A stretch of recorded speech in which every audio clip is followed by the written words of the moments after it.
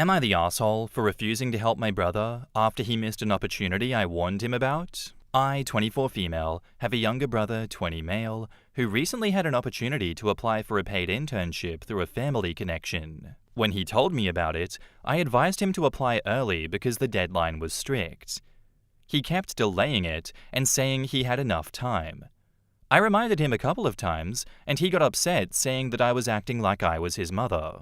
The deadline passed, and he missed it. Now he got upset and says I shouldn't have stopped reminding him since I knew how important it was. A few days later, he asked if I could talk to the family contact and get him reconsidered. I refused because the deadline was clearly stated, and I don't think it's fair to ask for special treatment after I kept reminding him and he ignored. Now he's angry at me and says I'm not being supportive. I feel bad that he missed out, but I also feel like this was his responsibility. Am I the asshole? In the comments, not the asshole. You did everything you could to help him. He was the one who didn't act. And honestly, if he can't be bothered to apply for an opportunity that falls in his lap by a clear deadline, it doesn't sound like he was a very strong candidate to begin with. OP says he always acts unbothered. Well, then he'll keep missing out until he learns to bother. Not the asshole. Classic fuck around and find out. Little bro needed to learn. OP says yes he does. Hopefully he realizes he's a grown-ass adult now, and nobody on earth is going to hold his hand and remind him of all the things. He missed the opportunity for the internship, but gained an opportunity to learn from the mistake. Early bird gets the worm. He's 20, not 5. I can't believe he actually had the nerve to say to OP, "You should have kept reminding me." $10 says even if he did apply, he wouldn't have gotten the job. No, $10 says he wouldn't have gotten the job and said, "This is your fault that I didn't get the job because you didn't remind me enough to do it early enough. I didn't get it because I didn't apply early enough, and this is your fault." There are genuinely so many people out there like that man that refuse to take responsibility for their own actions, and oh no, there's consequences for that. Who would have thought? People like that need to grow up and learn that life isn't always going to go their way. It was a blessing that OP was even able to help him get this connection in the first place. It was a blessing that OP even reminded him once. Sucks to suck. Our next post is by user Lil Luck's Dream, and it's titled, "Am I the asshole here for refusing to help my coworker after she threw me under the bus?" Alright, so I, 32 female, work in a corporate office, and my job can be pretty demanding. I've been at this company for 6 years, and I'm damn good at what I do. I don't mind helping out my coworkers, but recently, I drew a hard line. Enter Sarah, 29 female. She started about a year ago, and at first we got along fine. I even helped her out when she was struggling to learn some systems and workflows, but as time went on, I noticed something odd.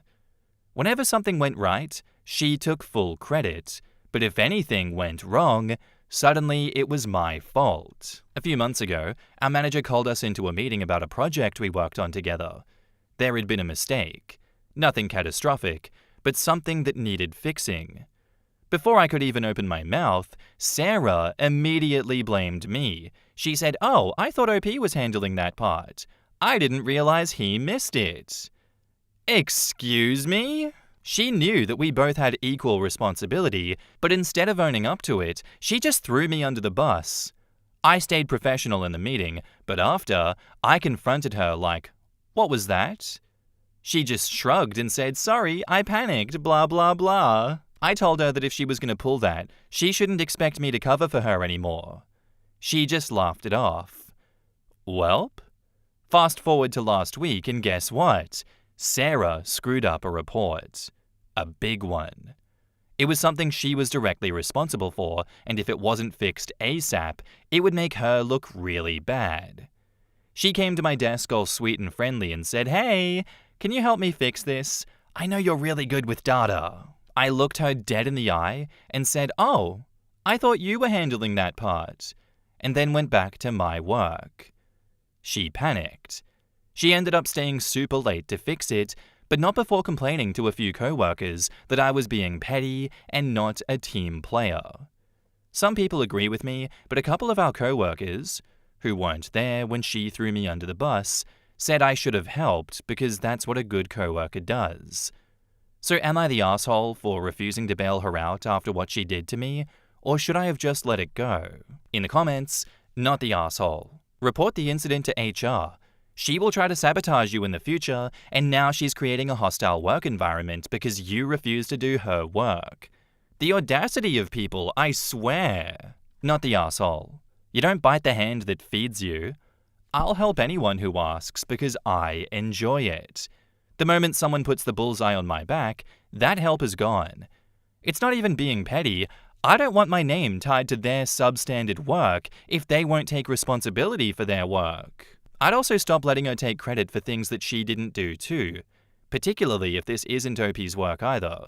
Make sure to point out loudly whoever should get credit. They'll appreciate it, and Sarah will look like a dick. I just don't get people like OP's co-workers. Like, hey, I know she threw you under the bus, and clearly does it all the time, but being a good co-worker means being a doormat for her. Nah, that's dumb. Good co-workers don't throw each other under the bus. Yeah, what's up with the office enabling culture, guys? What does this coworker mean? Is this coworker just trying not to get involved and being like, hey, as long as I don't rock the boat, I'm not going to be a part of this situation and get involved with HR personally. So I'm just going to agree with the offender so that this isn't turned on me. Yes, OP, you should be a doormat. I'm scared of being involved at all and having any consequences, so I'm going to give you the worst advice possible. It either has to be that or they genuinely believe they're bullshit. What a terrible way to live life. I bet if they had kids that were being abused, if we're going to give them the same line of logic, they'll be like, you know what? You might have a black eye, but he loves you. You should stay with him. You know, it's the easiest thing to do in this situation. That's akin to what they're saying to OP here. Hell no. Our next post is by user GlitteringBag3055, and it's titled, Am I the asshole for not letting my parents be involved grandparents because they chose my sister's friend over me? I'm 25 female, pregnant with my first child, and only a few weeks ago, my estranged parents found out about my pregnancy from someone I know back in my hometown. They reached out, so excited to find out they were going to be grandparents and wanting to be involved, but I ignored them and continued ignoring them until 2 days ago when I replied one time and made it clear that they will never know my child or be in our lives and that I wanted them to stop contacting me. This was all via email, by the way. Let me get into some background. I have an older sister, Sam, 28, and she had a best friend, Luna. Sam and Luna met in pre-K and became fast friends. Luna was over at our house all the time, and eventually she started saying really awful things to me and bullying me.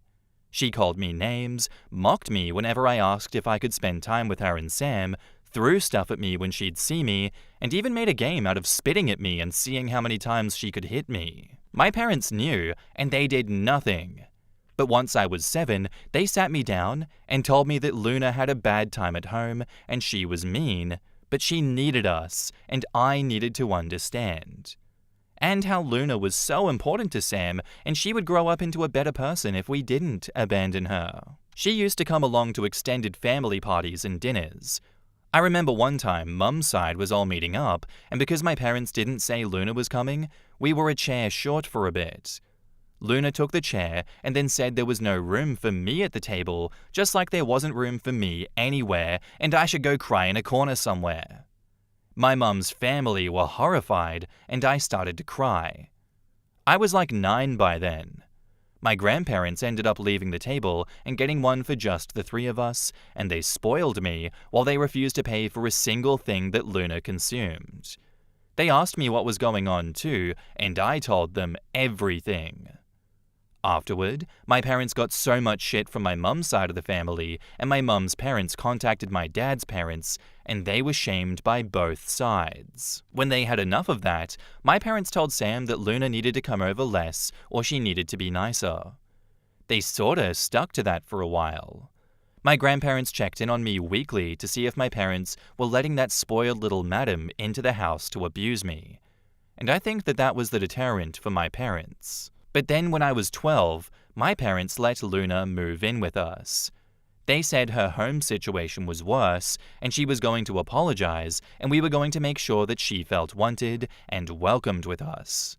I got a "sorry, I guess" from her, but I could hear her making fun of me to Sam whenever me and my parents weren't around. She'd laugh about how I looked betrayed when my parents told me she was moving in. She found it hilarious. I think you can see whose side Sam was always on. I lived like that for a little over a year before it got to be too much, and I told my grandparents that Luna was living with us. They went ballistic on my parents, and after weeks or months of fighting about it, my grandparents insisted I was going to move in with them. My parents protested against it, but my grandparents said they couldn't be trusted to take care of me. My parents wouldn't kick out Luna for me, so yeah. I lived with my grandparents for the rest of that time, and I actually live in the same neighborhood as them with my partner now. I actually had zero contact once I moved in with my grandparents. These emails were the first contact in more than a decade. My parents kept replying to that one email. I got like 4 within a few minutes about an hour after I sent it, and they're telling me that I'm taking this too far, and they said Luna isn't even in the picture anymore. Am I the asshole? In the comments, it took them 10 years to contact their daughter. What do they expect? They're not family anymore. Not the asshole. And they only contacted her because she had a baby, not because they care about her. This right here says it all. Even when she was gone to the grandparents' home, they could have spent time alone with their daughter while the older daughter spent time with her friend. But they couldn't even be bothered to do that. Their own egos were so big that they couldn't accept that they were the reason they lost their daughter. No way I would ever let them see or hold their biological grandchild. They said Luna isn't even in the picture anymore. This is the part that rips my heart out. Luna isn't even around anymore, and they still didn't contact you? That's effed up. No contact forever. I guess they didn't want to admit that they abandoned their daughter and peeved off both sides of the family for nothing. Unbelievable. OP says, it doesn't surprise me at all. They had already chosen her. Why go after the one they never really gave a damn about? You're not the asshole. You get to decide who is in your life now, same for your baby. Your parents have shown that they will not protect a child. They can't be trusted. Congratulations for your little one. You're going to be a wonderful mother. Just out of curiosity, A, what happened to take Luna out of the picture? Did she start abusing the parents and the sister after OP left?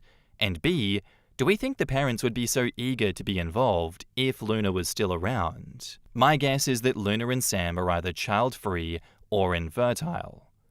Oh, so you think they're just flat out lying about Luna not being around? That makes sense too. Either they're flat out lying about her because she can't give them grandchildren one way or another, or they're lying about her because they know that she's the trigger for all of OP's childhood trauma, which would prevent them from seeing their grandchildren. I don't believe they cut her off. They chose her, intentionally, because they thought she was the better option. And based on the story, I really don't think you can refute that point. If they didn't choose her intentionally because they thought she was the better option, they would have contacted OP once in the last 10 years. It would have happened. It probably would have happened more than once, if they cared, but yet they didn't. They're obviously not sorry for their actions during this time. They don't care that they allowed their child to be abused and traumatized like this. They don't care how bad it made them look to everyone around them. Yes, it's all well and good that they were saving a child from an abusive household, but they were allowing their own child to be abused. They're holier than thou in one aspect, but then the worst and most neglectful parents imaginable on the other. There's no reason for them to be in your life at all, OP. They are terrible, senseless monsters. And they would only continue this cycle with your child as well. It's not worth the risk. Screw them. Our next post is by user Useful Disaster, and it's titled, "Am I the asshole here for telling my sister nobody was surprised when her kid said he did not care she was alive or not? I come from a big family. We have 5 siblings, 2 sets of twins, 50 female, my sister, her twin died in utero, 47 male, me and my brother, 42 female, my other two sisters. We're talking about our biggest one. My parents were really careful to not parentify him because they both had the same fate in their family. They took good care of us all, and all of us have had fruitful and satisfying careers. The problem is, at least for my sister, that they didn't push us there. They encouraged, but they never had the expectation. This was a problem for my biggest sister.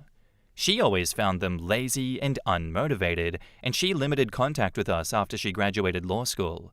She's become a really successful lawyer, married to a renowned surgeon, who is my friend from medical school, a really ambitious guy who was also a real OCD, and had his son at age 32 via IVF.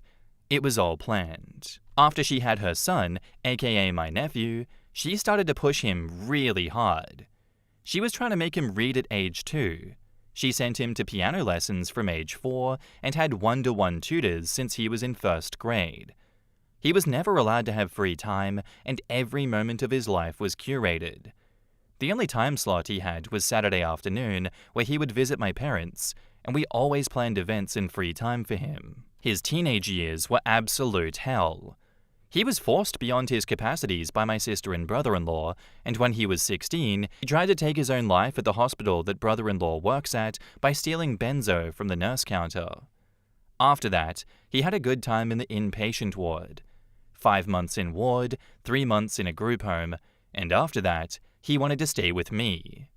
I'm the only one of my siblings who don't have a kid, and I live with my husband in a 3-story villa, so he can have the roof to himself. Brother-in-law had an awakening, and he divorced my sister after this. Him and nephew had a year of family therapy, and last summer, he moved in back with brother-in-law, and he also decided to pursue medicine. I don't live in the US. Medical school starts directly after high school, and it's 6 years. During that time, my sister really dug in her heels. She blamed us and my brother-in-law for letting him be weak. She said he was alive, and he had to endure this so he could become resilient and untouchable. She said in the court, "I don't care that he feels bad. This is life. You either climb the ladder or you fall down. If he fell down, there's nothing we can do. Life goes on." I'd never seen someone before with a look of pure anger like the head judge, who said, "You're a really successful lawyer. I should give you that, but you're a terrible person, and a being that can't be called a parent," and turned to my brother-in-law and said, "You need help. A lot of help." Last January, my sister had a mini-stroke, TIA, and she genuinely started to think about her life, as I understood from my brother, who is the only one of us that checks up on her. And last week, she tried to reach out to my nephew, but he directly said he didn't care that she was alive or not. When she tried to talk to me about that, I briefly said, "What were you expecting, sis?" and closed the call. Now all of the family is calling me an asshole, and they think I should have supported her. In the comments, not the asshole. In the area that I live, there's a ton of pressure being put on some kids, to the point where there are somewhat frequent self-harming incidents involving trains. Super sad. And if the kids succeed, they say that it was thanks to their actions. They wouldn't have succeeded otherwise, and they're ungrateful. Otherwise, the kids were lazy and didn't keep up with the plan. Funny how OP's sister was able to do it without having pressure from your parents, but her kid can't. Anyways, she had a TIA, so she might be weak and didn't work hard enough to control her body. You either climb the ladder or you fall down. If he fell down, then there's nothing we can do. Life goes on. So she fell down and taught her son that there's nothing he can do for her anyway, and his life does go on. So really, what did she expect? He learned from her. Why isn't she proud of what she taught him? OP says, "My psychiatrist friend always thought that she's in cluster B, and I couldn't agree more." Not the arsehole. She's been watering that garden for the boy's entire life. Did she really not see she was drowning the flowers? Good analogy. And the answer is no, probably not.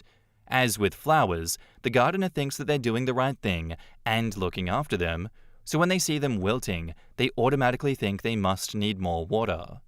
Then they wonder what went wrong. It must be the soil, or the weather, or anything else but the water. Because that can't be the problem, can it? OP says, my sister blamed the flower itself and her co-gardener in this situation, not herself. It's amazing that even now she has such little self-awareness. The judge even told her that she's a horrible human being. You did the right thing. Why should you offer her any support? She certainly doesn't deserve sympathy. She's been cruel and arrogant, treating everyone around her as inferior. She can now live with the consequences. Back up to the post, there's a little update. My brother had a talk with her. He laid down all the things that I wrote here and made her read this post. To our surprise, she knew about Reddit. When she asked about what to do about it, he said that she should be working on herself and maybe be in peace with the fact that she will die alone in a care home. He said she was looking really defeated, but she got why she was abandoned by the family. She will leave the town for transferring her office to another state because she said to me that it was too much pain for her. Again, egocentric perspective, but she will leave at least. She's leaving next Monday. My nephew said that she wants to look at her eyes one last time before leaving, so he will meet her on Saturday afternoon at my brother's house. And now, onto the update. Good morning from the grey city of Cologne. I have an update, and after 24 hours to answer people's questions, I will log out from this account because I think it is over. Also, Reddit's really overstimulating for a guy who is in their second half of their 40s. First of all, my family does not blame me for her situation. They think I was an asshole for not listening to her. They apologized after seeing the post though. All is well. We communicated. I also apologized for being too rough on them. My sister is another story. Last night, we went to the house of my brother and sister-in-law. She was there, sitting with no expression, just a dull face. When my nephew greeted her, she just said, "Hello, son," with a really neutral voice, scary even. She looked at him after 5 minutes of silence and said, "I failed to raise you. I gave you so much pain, and I almost cost you your life. For that, I am sorry. I'm sorry for not realizing sooner. On Monday, I'll be leaving your lives, and I will not ever come back. I just want you to know that I did what I thought was best. I understand now it wasn't." My nephew looked at him and said, "I unfortunately know. I know and see that you still believe that we have to move on. I will move on, mother, but without you. I will move with the people who loved me, not with someone who sees me as a training dog. Farewell, mother." And he gestured his head that he wanted to go. I looked at my sister and said, "Bye, sis. I hope you find peace with your new life." She silently nodded and we left. My brother and sister-in-law told me that she will legally separate her ties with us in every way possible.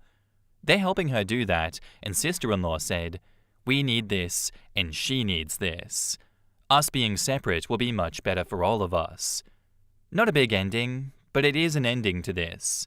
My parents and her had a talk on Friday, and they realized the wounds are too big and painful to heal together. Not a happy ending, but at least it ended. Thank you all for reading. I also took note of your recommendations, and I will be applying them. Last note, dear Roll, I took your concerns and had a phone call with her. I talked with her, and she does not have an ounce of it. She said she doesn't want to come that close to death ever again. She's currently preparing for her new life, and she's just like herself, stoic, ready for new horizons, and leaving her old life behind. I am also a doctor, and I had my fair share of suicidal patients. She's fine, but also thanks for your concerns about her. Honestly, I don't care anymore what's happening to her. My parents care about her death, and this is enough for me. Goodbye. And now for one last update. So multiple people PM'd me, and my mail was spammed with Reddit replies, so I'm gonna give this update and disconnect my mail address from this account. To the people who were concerned, I sent the update and she laughed. Yes, she laughed that people were thinking she was going to kill herself. She said, "I'm getting better, even though I know I failed my son. He'll be fine. I will be fine, and we will all move on." At this point, I had a rage on her. I unleashed everything and told her how could she be so swift and so fast from begging acceptance to indifference. And what she said really made me think that she's a sociopath. You all caught me in my weakest moment, but after leaving you behind, I realized my biggest mistake was thinking that I needed acceptance from you people. I then asked, didn't she feel bad when the judge burnt her at the court? She said, at that time, I was only relieved from being free of you, and when you question your mortality, you search for companionship instinctly. I don't know how to translate here from German, but I tried. But I know better now. Don't expect a call from me, or don't wait for a funeral announcement. Goodbye, and she closed the phone. I don't know what to say, other than I hope she dies alone in a care home without anyone to hurt anymore. But with this hatred against us, I hope she will die soon. Good night, everyone. In the comments, Pringles Singles says, Jesus Christ. Is this what people mean when they say high-functioning sociopath? She has no concept of empathy. She can't even feel shame or embarrassment. I don't know. Doesn't really seem like a human to me at this point. She's just kind of a flesh robot. Damn. It's chilling to know people like this exist. Is this even like a consequences of your actions kind of situation? This to me feels like a what the hell is going on? This person doesn't even care that there's consequences for their actions. They're just like, well, it's the end of the road, I guess. I'm gonna do no self-reflection. I'm just gonna move on. Good luck, everyone else. I never cared about you, and there will never be a point in the future where I will care about you. Goodbye. This just sucks all around. Why do people like this have to exist? Like, truly, I don't know if the son can even feel better after this. Because usually after going through so much hardship at the hand of your parent, you might want a come-to-God moment, or you might want some karma coming their way. But it really doesn't feel like any of that's happening. This is not a great update, all things considered, but it is good for the son's well-being, and I'm happy. Thank you for the story, and thank you for the updates, OP. There were some consequences handed out in this post, but I think it's best for everyone that this parent, quote-unquote, left all of your lives, because they don't sound like a good person at all. Anyway, guys, that's all I have for you today. I do hope you enjoyed the episode. If you did, let me know what you thought of it in the comments down below, and I'll see you in the next one. Bye!